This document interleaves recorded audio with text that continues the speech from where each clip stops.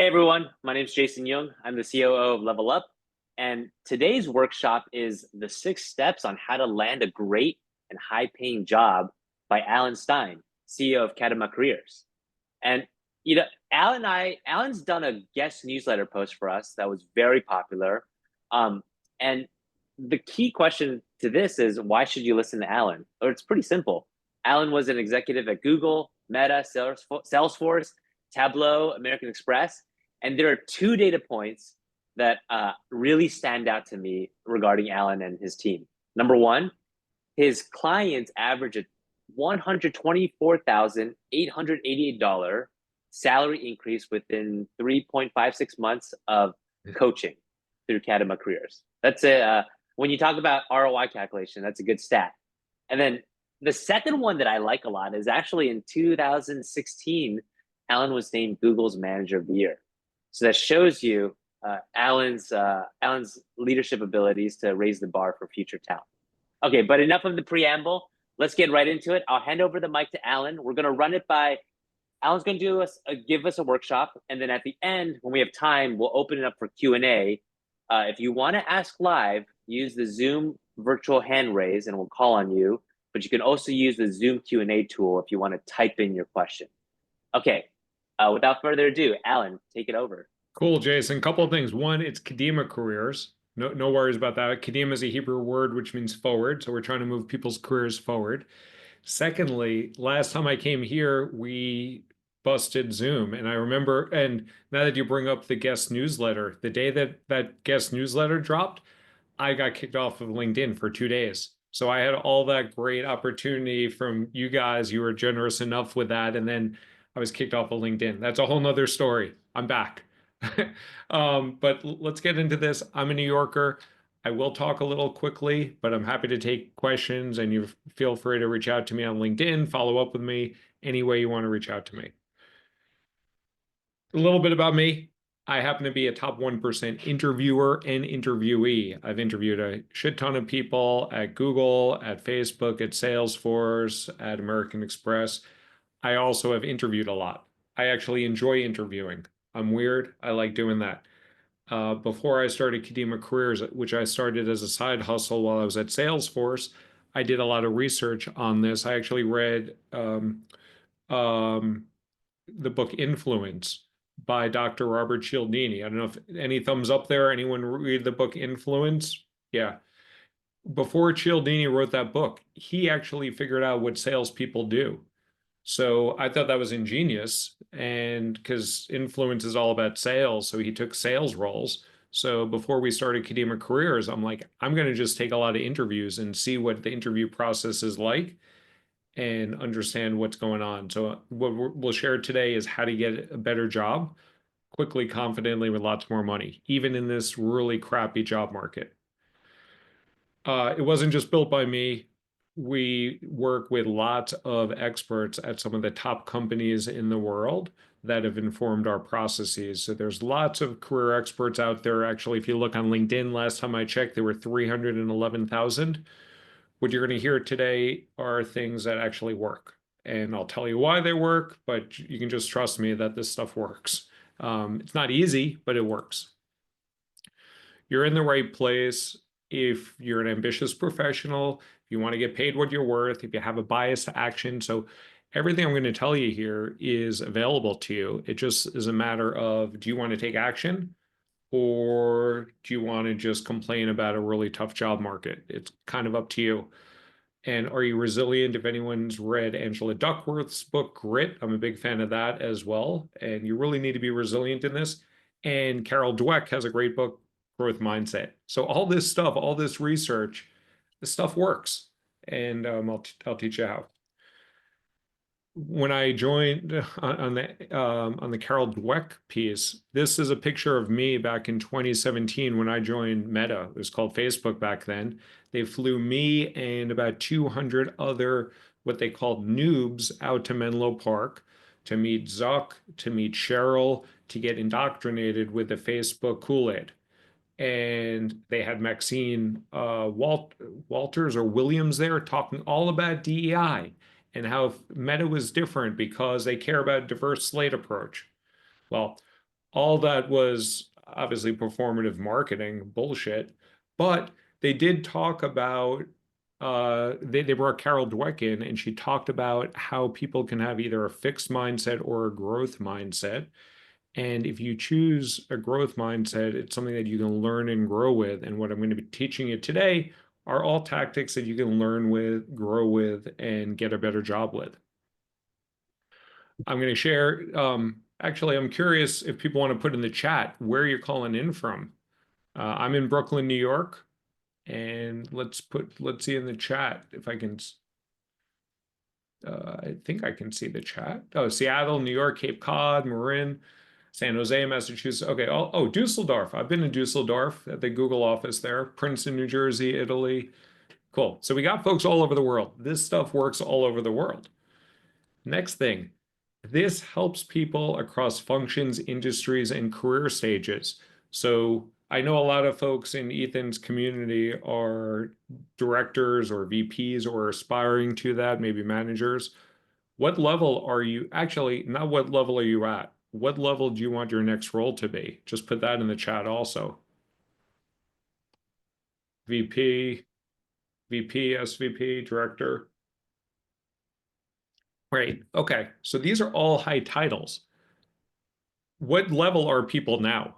Put in the chat now what level you are now. So it's good to have that aspiration. I'm curious in the chat, what level are you now? Director, L6, senior eng manager. I see software engineer, senior director, senior project manager. Okay, so the more managers and level sixes, I want to go higher. This stuff works. This stuff works early in your career too. What I'm promising is I'm not selling any snake oil. I'm not a big fan of snake oil. A lot of the BS that is peddled on LinkedIn about, ooh, post more on LinkedIn to get a job. That's not an efficient use of getting a job unless you're in the content business, or in very rare cases will that work. There's a lot of talk about how to beat the ATS and how to customize your resume. It's all BS. It's a waste of time. It's not how you get jobs, at least not how you get jobs at good companies. I'm also going to talk to you about me and my background and where I came from. So I'm not sure where people grew up or what schools they went to. I went to a public school, public university, upstate New York. Are there any SUNY people? Anyone go to a SUNY school, State University in New York? Any thumbs up there? Um, Probably not. This is mostly more California crowd, but I went to a public school in New York. I was first generation in my family to graduate college. My grandpa was a cab driver, and that's a picture of me holding my grandpa's change maker from his New York City taxi. So I started from pretty humble beginnings, and I was able to learn, grow, make a hell of a lot of mistakes. I got fired 5 times, but over the course of that time, deploy what I'm going to teach you here today about how to get a better job, how to understand where you want to go, and don't end somewhere randomly, which sometimes happened to me. But my best success and the success of our clients are when you are proactive and you're intentional. I'm probably not going to shock anybody out there to tell you that the traditional job search sucks. If anyone disagrees with me, you can leave the call right now. If you think that the job search is awesome and enjoyable, you can leave the call now. Otherwise, I'll assume that everyone thinks that the job search kind of sucks. However, if you change your mindset into job acquisition and you change your mindset into what you can do, how you can control your destiny. You can't control it all, but there's a lot of stuff you can influence. All of a sudden, it's a whole different ballgame. So I'm going to talk to you about what we call the growth mindset. And it starts with goal setting, clarifying your goals. Has anyone read the book, The 7 Habits of Highly Effective People? Anyone? I don't know if you can do emojis here for a thumbs up or put in the chat. I see some yeses there. Yeah. Great book. I would pick this book up, but the first habit of highly effective people is to be proactive. The second, I don't know if they're in rank order of what he does, but that's how they are laid out in the book. The second one is start with the end in mind and know where you want to go, because otherwise any path will take you there. And I can't tell you where you want to go. Different things matter to different people. Sometimes you have a young kid at home and you want to spend more time with your young kid or kids. Sometimes your kids are going off to college, like mine are. They don't want to spend time with you, and I can dedicate more time to work. So sometimes people just want money. Sometimes people need to do something that they give a shit about. I can't tell you, different people are on different dimensions here, but you got to think about what's important to you. When you do that, next step is to create a list of target companies. So I've been doing this since 2004 when I learned about this in B school. Some career coach told us create a list of 40 target companies. I don't know how Elliot came up with the number 40, but it seems to work. So identify 40 target companies, put them on a spreadsheet or paper, create hyperlinks to the job board. And this was my exact target list in 2018 between when I got fired. This one was when I got fired from Facebook before I got hired by Tableau. And you see, Tableau was on there. Salesforce was on there. Like Salesforce wound up acquiring Tableau. So if you identify where you want to go, you're going to more likely get there. And as you think about where you want to go, you can be doing customer success for IBM, or you can be doing customer success for Meta. Think about which companies pay well. And what you're looking at here are the median compensation at Fortune 500 companies. This information is publicly available. This is as of 2022. I haven't updated it since, but it's still directionally about right. And if anything, with inflation, the numbers have gone higher. But think about what companies you want to work for, and to imagine how large that this is, that the median compensation for Googlers and people at Meta are like $300,000. If you think about how many people are earning that money, there are about 3,700 jobs right now at Google that are open. If you assume that 50% of those, or even 25% of those, are at the median level, you're talking about 900 roles that are available that are giving you a median compensation of about $300,000. If you think about how many people are making that money, it's more people that are that can fill a giant stadium are earning that sort of money at Google right now. So as you think about what company you're aiming for, aim for companies that are going to pay you well, because it's just as hard to get a job at a startup as it is. Or, sorry, my phone just responded to me. I don't know if you heard that. Um, People often look at startups. As you look at startups, understand that go into there for reasons outside of making big money, because only in 1 out of 3 cases will you as an employee make big money at the startups. Most of the time that equity is going to go nowhere. And and in about 2/3 of the cases, the equity is essentially worthless to employees unless you're on the founding team. It's just how it works. I worked in venture capital. That was one of my 31 jobs that I held. So as you're thinking about what companies to target, shoot for the moon. It could be OpenAI, it could be Anthropic, could be the FANG companies, but aim high, because if you aim high, if you shoot for the moon, you'll land amongst the stars. So don't sell yourself short. And that's what I'll be teaching you about how to get jobs at the world's top companies. So after you identify the companies that that are a good fit for you, next you want to realistically identify, assess, and leverage your strengths. Is anyone a fan of Scott Galloway from a Pivot? And he's in some other things, but I don't know if people want to put in the chat there. But Scott Galloway, I'm a big fan of him and his podcasts. He talks about don't follow your passion, follow your talent. And he shares a lot of data on his podcast, but he's saying that most people don't even have a clear passion. If you think about what your passion is, a lot of people just don't have it, and that's okay. And even for those that are passionate about things that are super sexy, like acting, like being a YouTube influencer, so few of them really make significant money. So be careful about following passion just because it looks sexy. Talent is what Scott Galloway says is the move. So focus of where your talents lie, lean into those talents because people are going to pay you for what you're good at. They're not going to pay you for what you want to do. They're going to pay you for what you're good at and what you've done before. If you're a hiring manager, you got to think that way. Like when I'm hiring people for Kadima careers, it's nice to know where people want what people want to do, but I really want to understand what they've done before. And everybody has strengths. Some of those strengths could be brand name recognitions of companies or schools. Some of those strengths could be deep functional expertise in finance or operations or sales or engineering. Some of that could be industry. You could have deep pharma expertise or manufacturing. So you could have deep vertical or breadth of experience. You could be working on big launches, big products. You could be on Project Kuiper at I don't know if that's part of Amazon or Blue Origin, but you could be working on some big projects, and those things carry a lot of weight and are strengths to lean into.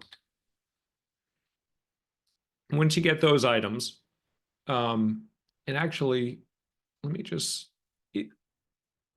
if you guys do have questions, I think there's a Q&A function here, Jason, that people could use, that they could add questions there, or we can just ask questions at the end. So however you want to play that, I'm cool with that. Because I'm Let's just do talking both. a lot here until I pause for questions. Is that cool? Yeah, let's cover it. Let's run through the whole thing and then we'll do questions at the end. Okay, cool. So next up, outreach, building relationships. Between 40 and 83% of jobs come through referrals. If you think about how you got your last job, especially if it's a good job, it's likely through a referral. And put in the chat now how you got your last good job. Like, I don't care about a shitty job. The last good job that you got, how did you get it? Referral, cold, recruiter, networking, recruiter reached out, internal referral. Okay, lots of referrals there. So if you know that you get jobs through referrals, there are ways to get more referrals. And this is another piece of advice that I learned in business school. I spent $138,000 for my MBA back in 2004 to 2005. I'm giving you this advice away for free today. Have informational interviews. These are coffee chats. These are one-on-one conversations. This is an opportunity for you to learn about the person, learn about the industry, learn about the company, and or if all goes well, earn a referral. And referrals don't even work nowadays anymore. You need an advocate. And what I mean by that is all roles, we'll talk about cold applications in a second, but when you're applying to a good company like a Google, like put well, we won't do, like a Salesforce, like a Microsoft, like an Anthropic, there are so many applications going in that if you don't get at least a referral, good luck being seen. And what you really want is an advocate, someone that will reach out on your behalf and advocate for you. Because when you don't have an advocate, what happens is people say yes to your face that they're going to refer you. And the truth of the matter is it's a very performative referral because this is the form that when I was at Google and it still exists today, when I referred somebody, I had to say, how do I know that person? And if someone is just submitting a rubber stamp referral for you using this process, your resume is not going to be seen. You need somebody who's actually going to reach out and advocate for you and ping the hiring manager. And that stuff works. People say all the time, I have no network. I'll call bull dinkies on that. Everybody's got a network. It starts with your friends, it starts with your family, it starts with your colleagues, it starts with the former colleagues. And so you start there and then you can expand it out further. There's something that Adam Grant talks about. He's a great social psychologist at Wharton. And he talks about the power of loose ties. And essentially what this is you can reconnect with people that you haven't connected with in a long time. Those are loose ties or weak connections. And reconnect, re-engage, tell them what you're up to, seek advice. They will likely have insight and leads that you had never thought about before that will open up a whole series of opportunities for you. So leverage those loose ties. Best way to do that is to download your LinkedIn contacts. You can take a screenshot of this and you download your LinkedIn contacts. It's easier to go through than on LinkedIn because the LinkedIn UI is crappy. I won't get into that right now. But when you download it into a CSV, into a Google Sheet, you can all of a sudden sort people by company, and you'll realize that your friend Puneet is no longer at Salesforce. Now he's at OpenAI, and you're like, oh, I didn't even know that. Let me reach out to Puneet. So it's a good opportunity to think about inventory who you know and then reconnect. You can also build new relationships. And this was an example I did in one of my webinars where I was trying to find somebody at Apple. And the way that you reach out to somebody that you don't know is leverage a commonality. And the more uncommon the commonality, the higher the likelihood that someone's going to respond to you. So I was trying to find somebody at Apple. I looked for people from Binghamton. That's my university. I'm guessing there's not anybody here from Binghamton because it is an uncommon commonality. But there are 94 people at Apple when I did this exercise that went to Binghamton. I wrote Chinton a note. You use the first name because that's what Dale Carnegie says. The sweetest thing that anybody has ever heard is their first name. It works on people. You talk about the commonality and you include something whimsical for a little bonus, and you keep it short because LinkedIn requires you to keep it short. So if you do all that, you will get 20 to 50% of people to respond to you. So that's how you build connections. And the point of the connection is to earn those advocates. Then once you're earning those advocates, work the system. You have to understand how the game is played. And that's me with Einstein, all bullshit marketing that Salesforce does to make it seem like they're on the forefront of AI. But on if you understand how the system works, you can work it. There's 3 ways to get a job, and you guys all said that in the survey before. You can apply cold.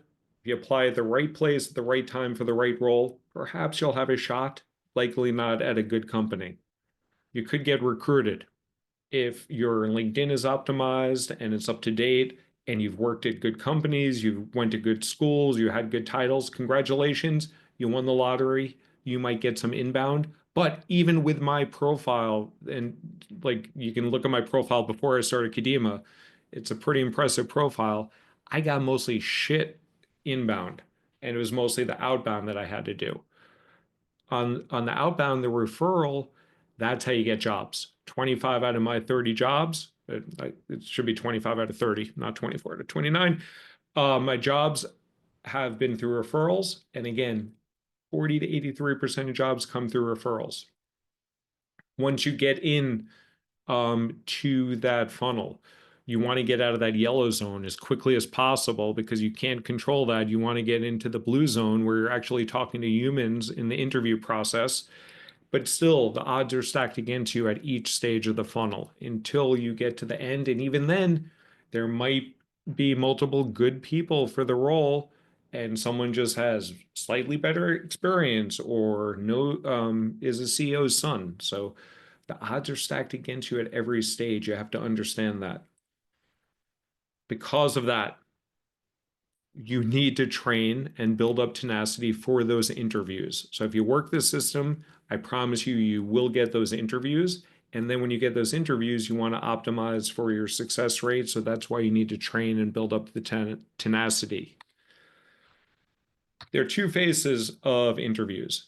On the bad side, they're unfair, they're inefficient, they're poorly conducted, they're biased. There's lots of bad stuff about interviews. I don't think I have to convince anybody of that. On the positive side, interviews are consistent, and anything that's consistent can be backwards engineered.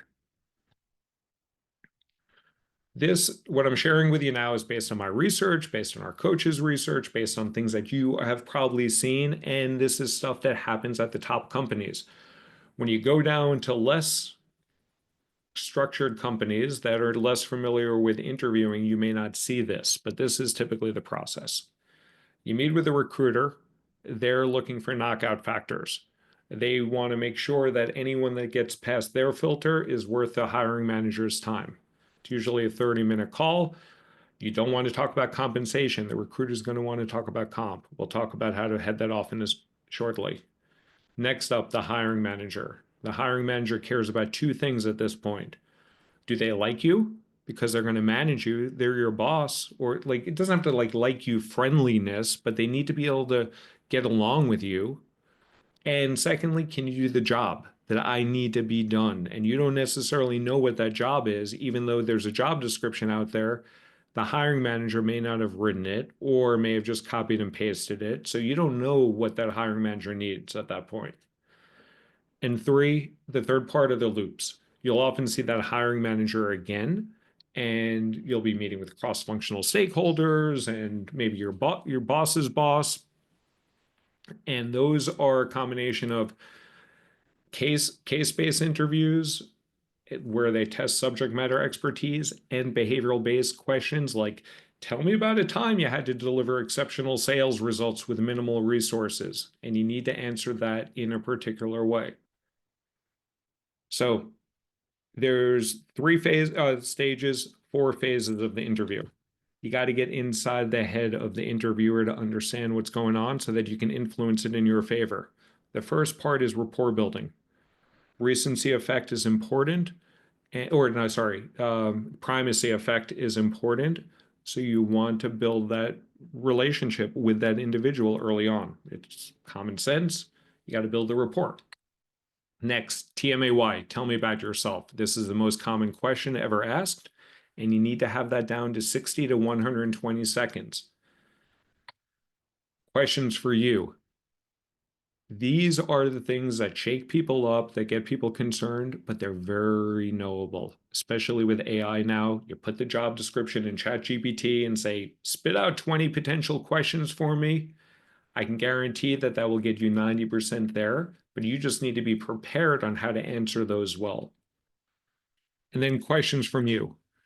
Come up with questions so that at the end of the interview, when they say, what questions do you have for me? You don't say, I don't have any. And the best question that I like to recommend people ask is, compared to all the other candidates that you've been considering, where do you see my strengths? And what concerns do you have that I could potentially address? And that gets a lot of information because they will tell you who you're competing against, and you want to ask the strength and the area of concern so that you can address that later on. Not everybody's going to answer that for you, but I and our clients find that 50 to 75% of people will answer that question. And if they don't, they might defer and say, I don't know, I have to get back to you, and they won't get back to you. But it's a great question. So once you get through that job acquisition funnel, you might get that offer. Congratulations. Before that happens, though, you're going to get rejected, denied, ghosted. It's a painful process. Last time I was actively applying for a job, and I have a pretty decent resume, 300 applications, 47 interviews, 20 final rounds, 5 offers. That means 295 out of my 300 applications got rejected, and 165 of those I never heard back from or I got ghosted. And so that's what it takes. And you need to be prepared to miss a lot of shots, just like LeBron did, just like Kobe did, just like Kareem did. All these players are getting back up there. These are the number of shots that they missed. So you need to get comfortable. If you take 300 shots, that's nothing compared to what these guys are taking. take those shots, but learn and improve and take the shots that are more likely to land as well. So finally, high impact negotiation. I get asked by clients all the time, how much money do I think that they should make? The answer is always the same: more than what you're getting paid now. People try to figure out what they're worth. They look at levels.fyi, they look on Blind, they look on Comparably, salary.com, Glassdoor. The data is very messy. It has a lot of selection bias. So when I was last at Salesforce, I was looking at my compensation of what I should get paid as a director, a level 9 at Salesforce in New York.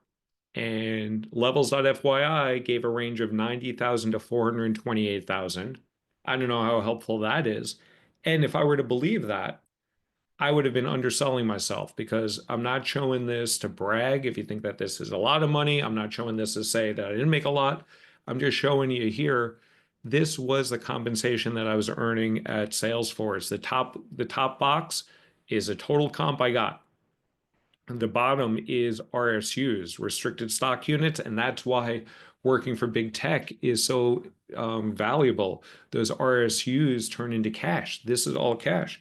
So if you look at this and you think that this is what you should be asking for, you're selling yourself short. So ignore the numbers. As you think about like what you want to get paid, what you're worth, you're only worth what they're going to pay you. And if you focus on what you're getting paid now, you are likely anchoring yourself, because different genders, namely women, get paid significantly less than men. Lots of reasons behind that. Whatever it is, if you are paid less, you are going to anchor on a lower number. Also, different races get paid statistically different amounts.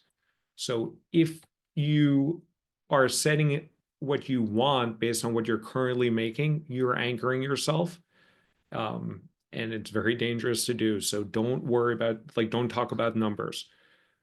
Other challenges with trying to understand how much you should make, it's really hard to compare apples and oranges in the comp space. All the terms in here, I'm not going to go into these, but these are all terms and compensation models that I've experienced myself throughout my career at the 22 companies that I've worked at. And it's really hard to compare across the companies, and the companies intentionally obfuscate it so that you don't know what to ask for. So because of that, don't talk about compensation, not until you get the offer. Deflect, defer,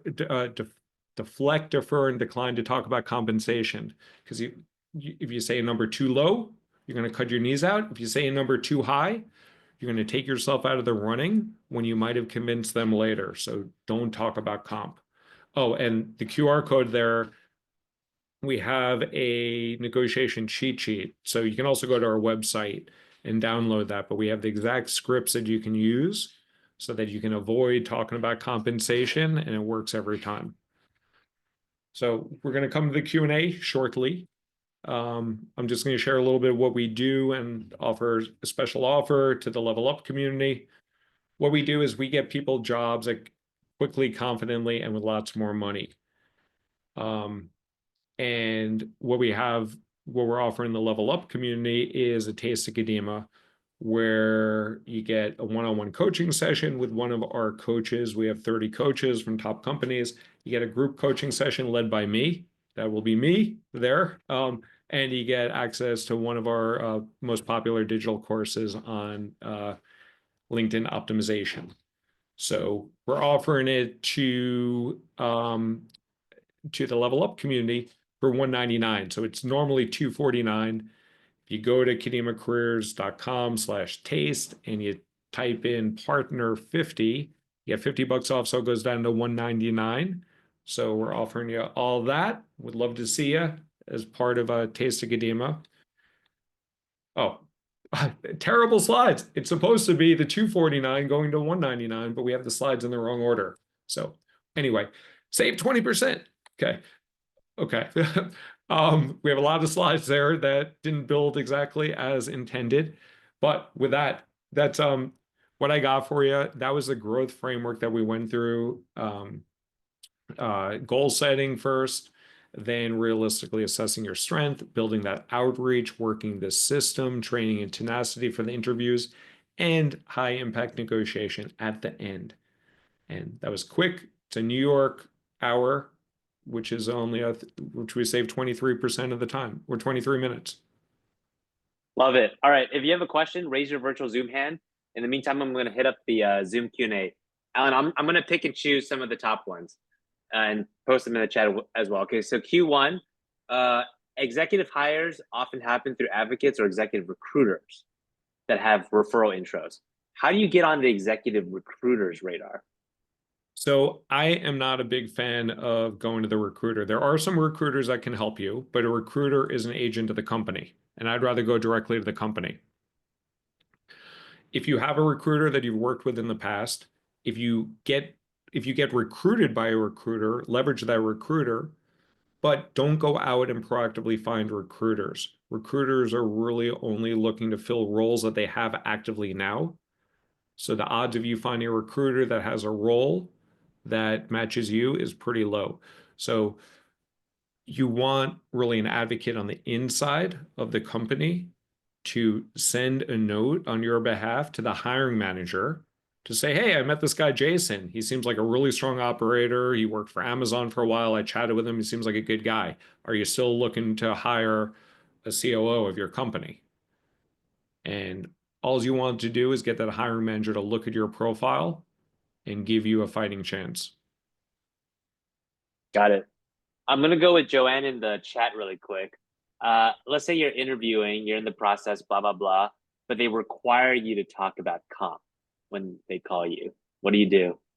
So they don't require it. So this is typically how this it goes down. First off, companies usually ask for it on the application, and you go through that. You leave it blank, or you put negotiable, or you put the number one in.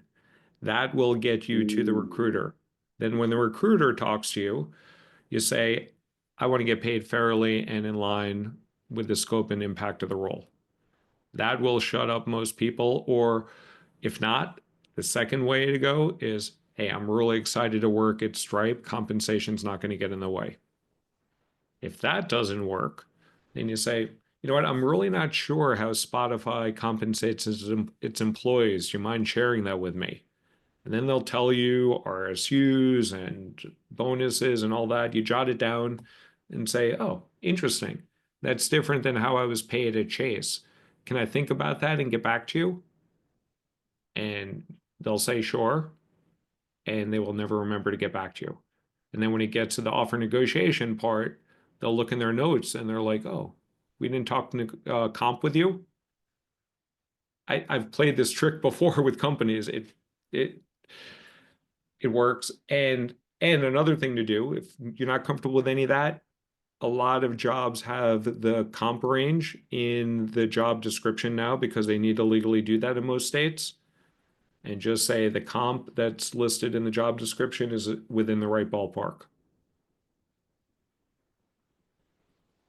Good advice. I like that. One from the Q&A. How do you get referrals from weak ties who you have not worked with? This is, like the LinkedIn connection. Yeah. So a loose tie could be someone that you like just were in the frat with back in college or something, and they might not have ever worked with you, but the goal is to have a conversation with them, reconnect with them. You can talk about your old frat days or whatever.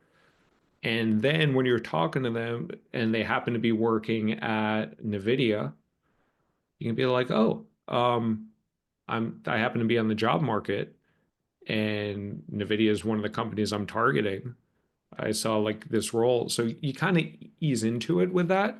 But honestly, when you reconnect with a person and if you ask open-ended questions, and we have a whole list of open-ended questions that we share with our clients, but if you ask open-ended questions and you listen and go into that conversation with the goal to learn, you will very likely earn an advocate. through the process. Oh, and the best question to ask at the end of any informational interview is thank them for their time and say, hey, Jason, thank you so much. I really appreciate it. How can I ever help you? Mm. And like the law of karma, or I don't know, reciprocity, that from the book Influence as well. People help those who help them. Um, oh, that reminds me. If you need a contact at Apple, let me know because I have someone for you. So I'll put that in the back burner. um, okay, so a lot of people are getting stuck on this in the chat. How converting strangers to advocates? Anything else that you've seen work or that people have done to you where it makes you? Because like you said, when you refer someone at Google, they ask, "Did you work with someone? Can you speak to their work history?" In this sense, it's no. So how can you arm that refer to say no, but XYZ? So not everyone's going to advocate for you. We find about 40%, like 20 to 20% of meetings become an advocate. So not everyone's going to advocate for you. And you keep having conversations until you find someone who will advocate for you. And what you essentially want is someone to be willing to help you, and you can kind of tell that they're willing to help you. And they'll be like, hey, Jason, I'd love to help you get this job. It looks like you're a good fit. Can you give me a couple of bullets for me to forward on? They might say that. If Mm, they say that, we like that's golden. Sometimes you can have that conversation and suggest it as well. You don't want to be too pushy with people. Like being an advocate is different than being a referral. And this is kind of like subtle human psychology. But if you ask someone to refer you, everyone's going to say yes to your face, and not everyone's going to follow up. You really want to know when someone's going to advocate for you and going to reach out on your behalf. And it's kind of like you know it when you see it. You've probably had people, actually, Jason, have you had people in your career that have ever advocated for you for like either a promotion or for a job opportunity? I would say beyond the first 3 years of my career, that's all it's been. Yeah, Actually, I mean, starting after the first probably 12, 18 months. Yeah. right. And yeah, so, but it takes some time to build up that advocacy. Um, was it always, but were those always the same advocates, or were you able to make some new advocates along the way? Both building, strengthening existing ones and then new ones. Yeah. You So, have to do right. both. Yeah. Yeah. So it's a combination. So it can be done. And the benefit, like people say ageism is a negative. I look at ageism as being old is a positive, because you have more of these relationships built up and more of this karma to cash in on. Yep. I agree.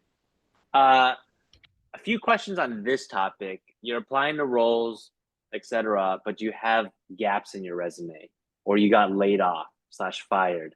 How do you message and communicate that? Great question. It's very individualistic. So it's whatever story you're comfortable saying. You got to own your story, own your career. So Yeah. I've been fired 5 times.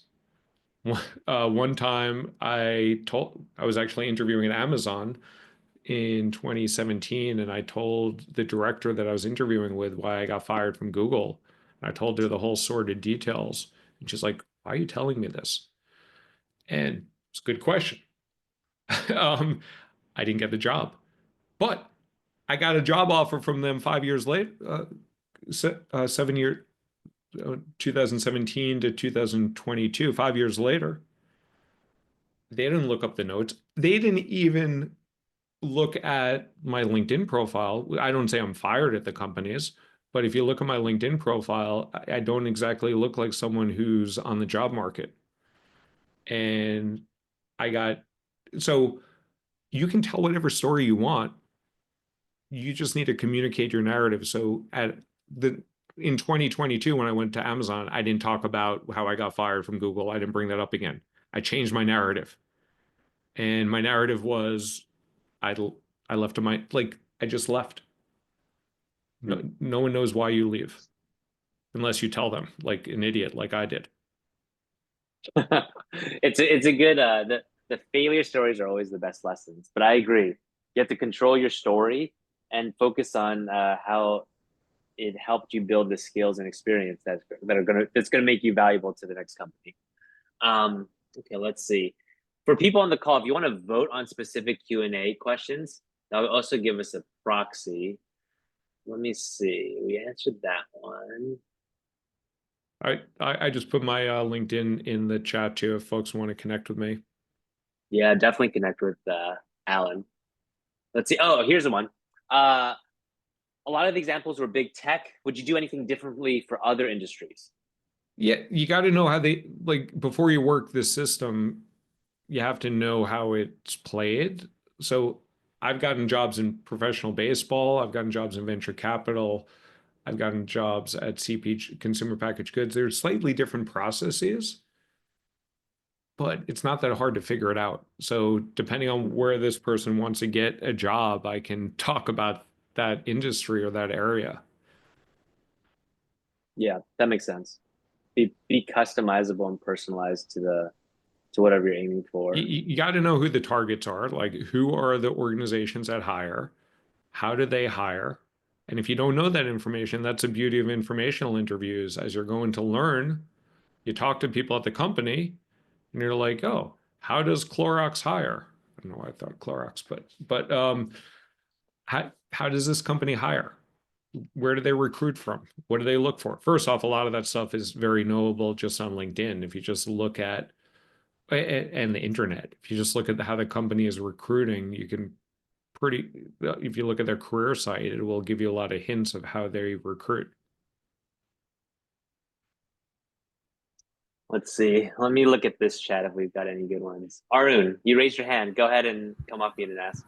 So while looking at many questions, I thought I'll ask for the better of the group, right? Some of the cases where if you send a direct request to someone, they don't accept it right away. But what I found useful is try sharing some valuable insight to their post, and then probably after a couple of posts, a couple of comments, if you try connecting, that works. Do you share that kind of a strategy or directly outreach first? Yeah, so that's a great thing to do. The challenge is not everyone that you want to connect with posts on LinkedIn. So I think only 17 million people post on LinkedIn, I think I heard is the number, or no, sorry, I'm wrong. 17 million people are active. So if you're waiting to just interact with people that are posting, you're going to miss a lot of people.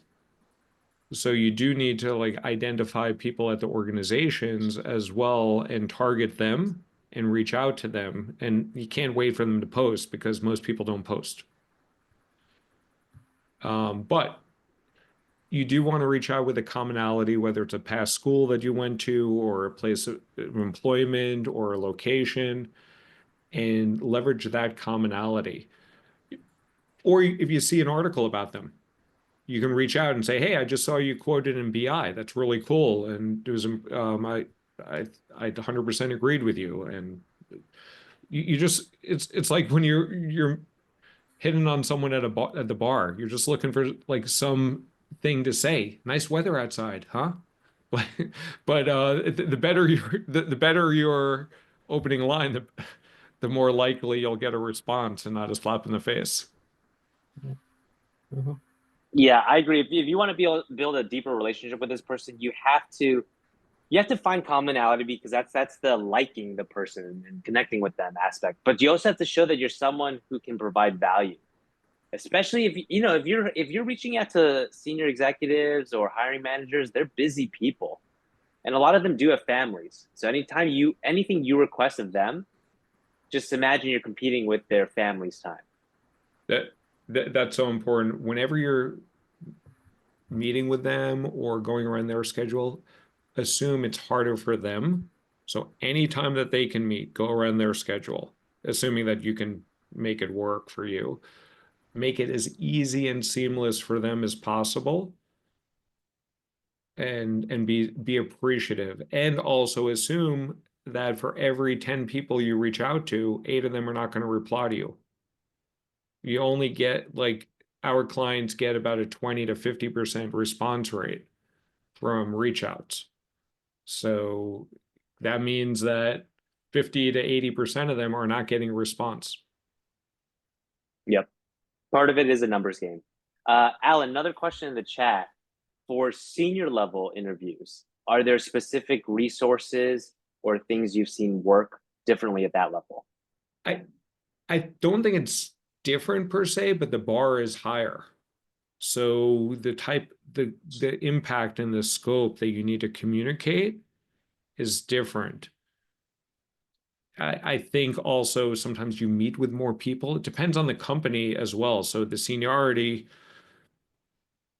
it's really dependent on the company, and it's dependent on at some companies you have chaos. Like Salesforce is kind of chaotic, where people would interview all different styles, and there weren't a lot of firm rules. There were just loose guidance, and so it depends. But the bar is going to be higher because the pyramid is gets thinner up top, so there's less opportunity. And also, the more senior you are, the biggest thing that changes is, as much as I was talking about relationships matter, it goes even more, it's more critical the more senior you go, especially in a management role, because you need to be working with cross-functional stakeholders. You need to be influencing people, and you need to be selling stuff across the organization. And some of that is selling yourself in terms of landing a role.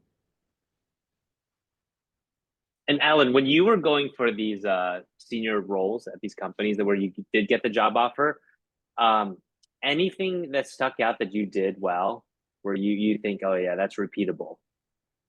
Yeah, there's a few things. I think always send a thank you note. It's small, but it tips it. And when I say a thank you note, a thank you connection on LinkedIn with a very short note. Thanks, Jason, so much for interviewing me at Level Up. Regardless of what happens, I really appreciated the opportunity and would love to stay in contact here on LinkedIn. So what that does is it gives you a little nudge that, oh, this guy, Alan, is appreciative, and you connect with me. And maybe if this job doesn't open up, maybe you think about me down the road, which happened to me when a guy like at UKG ghosted me, but then 17 months later, he got hired by Datadog and he reached out to me to interview me.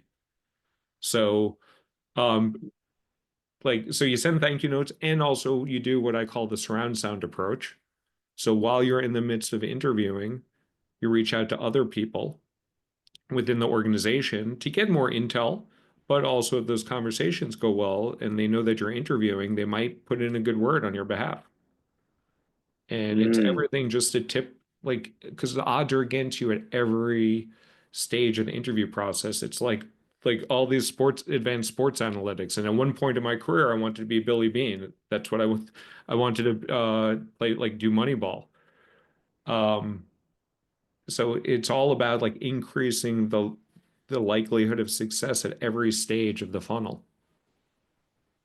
I like your surround sound system approach. That's actually really smart, because I'm thinking about it. Let's say I was still at Amazon and I knew someone was in the interview loop. So that means they already passed a few gatekeepers or bars, and they're just asking for some advice. Yeah, it's quick to be able to say that, yeah, just do this XYZ, and then the execution is ultimately on them. But that's a really good tactic. Amazon's tougher to influence than most because they have a very structured process. But even there, like, honestly, like if you were talking to like Ethan when he was still there or something, and he just put in a good word of like, hey, this guy Jason, I heard he's going for the job. He's top notch. You guys can, like, anyway, this shit works. Yep. There's a good comment in here from Satish. Some companies ask for 360 feedback before the interview. What anything you recommend there? Like, have a list of what, 5 to 10 people ready on hand? Like for reference checks? Yeah, it sounds like 360 reference checks, talking about culture fit, emotional intelligence. Mainly for leadership hires. Mainly for what? The leadership hires. Yeah. So usually that comes at the end. And usually you have plenty of time to prompt your people. And if you don't have enough people in your Rolodex that can vouch for you, you probably those things are bullshit. Because like if they're asking you for the names, that's not going to be all that effective. And some Mm. companies do back channel references, which I highly encourage people to do, but companies don't admit that they do it, but they do it. And so I don't know what the question is, but if they're asking for like names up front, I think that's a big waste of everybody's time. I tend to agree with that because you're just gonna get you're gonna get people who just say yes, they're great. Yeah. Let me ask you this, Alan, because I'm looking back at the guest post you did, the tell me about yourself pitch, the 2 to 4 minutes. I feel like so many people fumble this. I've actually adjusted the 2 to 4 minutes. So that was like before COVID and everything. I've listened to enough of them now and I've Mm. watched mine so many times. 60 to 120 seconds is Mm. fine. And the format that there's lots of ways to do it. I like formulas. The formula I do is talk chronologically of how you got here, talk about why this company, talk about why this role, end with something whimsical or personal. And that's a framework that we teach people.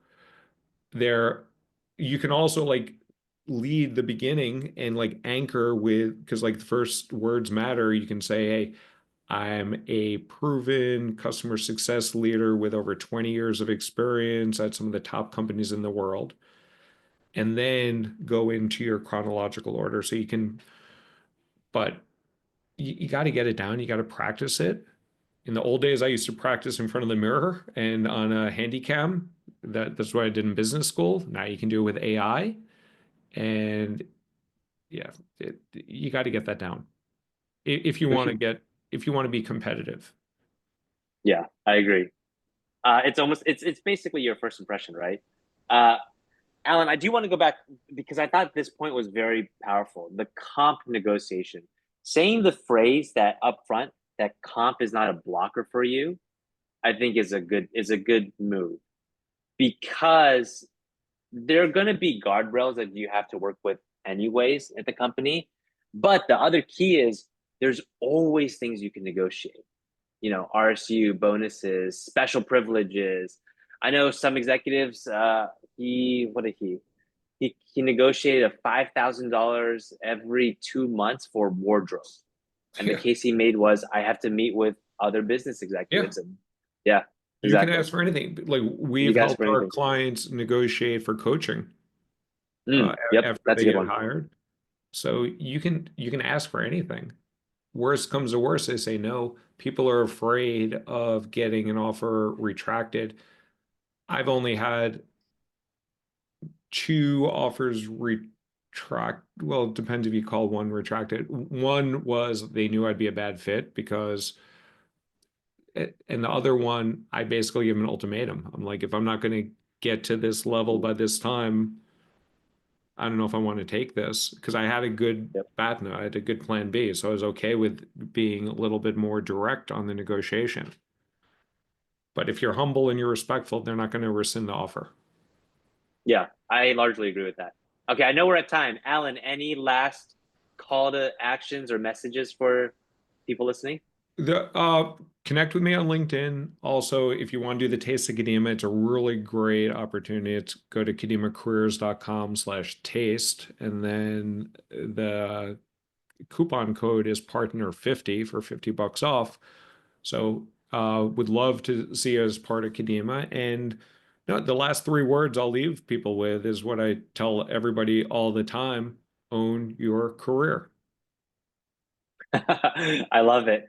Thank you, everyone. Thank you, Alan. I Thanks. posted the info in the chat. Check it out, and we'll also follow up on email. Oh, Yeah, and if you yeah, get if you collect feedback here, I would love to see it. Feedback perfect. is a gift. And here, everyone do this. Connect with Alan on LinkedIn as well. That's the one easy, immediate call to action. Yeah. Okay. Thanks, Okay. everyone. Thank you, Alan. Thanks all. Bye. Bye-bye.